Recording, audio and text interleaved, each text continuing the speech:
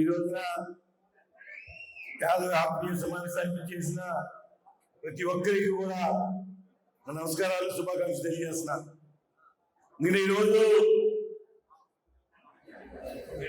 20 సంవత్సరాలు గుడివాడ నియోజకవర్గంలో ఒకే ఒక్క వ్యక్తికి మనం ఓటేస్తున్నాం. అవునా? దానివల్లనే మనకి ఎంత అరిస్ట్, మనకి కష్టాలన్నీ కూడా మనకే వస్తున్నాయి. దయచేసి మేము అందరినీ ఒకే ఒక్క అప్పీల్ చేస్తున్నాం. రాబోయే 2024 ఎలక్షన్స్ లో మీ బిడ్డల జీవితాలు బాగుపడతాయి, మీ గ్రామాలు బాగుపడతాయి, మీ కుటుంబాలు బాగుపడతాయి. అటువంటి వ్యక్తిని గుడివాడ నియోజకవర్గంలో వెనుకల రామని గెలిపించాలని ప్రార్థిస్తున్నా. అలాగే పార్లమెంట్ సభ్యుడిగా బాలశౌరి గారు మీ అందరికీ తెలుసు, గతంలో ఏ విధంగా పనిచేశారు.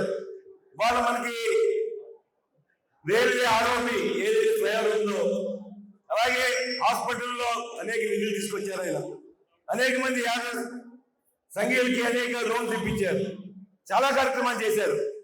ఇవాళ అన్ని కూడా చెట్టు పేరు చెప్పి కాయలు అమ్ముకుంటారు కూడా. అంతేనా కాదా? వాటి వల్ల ఏది కాదు, ఏకమ్మ కూడా ఏం చేయలేడు. నేను ఎన్ని కూడా చేసుకొచ్చిన బాలశౌరి గారు ఆయన స్వంతంగా కష్టపడి తిరిగితే ఎన్ని సాధించుకోగలం.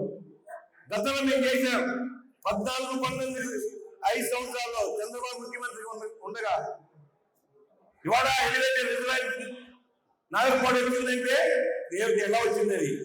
మీరు అక్కడ అనేక మంది చాలా సంవత్సరాల నుంచి కష్టపడుతున్నారు తాగునీరు అందగా.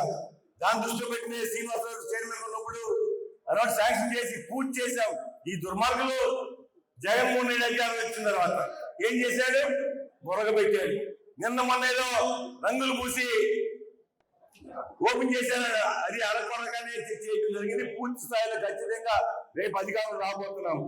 చంద్రబాబు నాయుడు ముఖ్యమంత్రి కాబోతున్నాడు. ఖచ్చితంగా మీకు అన్ని విధాలా మీకు ఆదుకుంటామని చెప్పి మాటిస్తున్నా.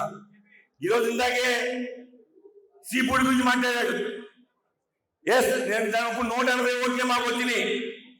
అది ఒక 700 ఓట్లు ఉన్నాయి. కానీ ఏమని చెప్పాడు ఆ రోజున?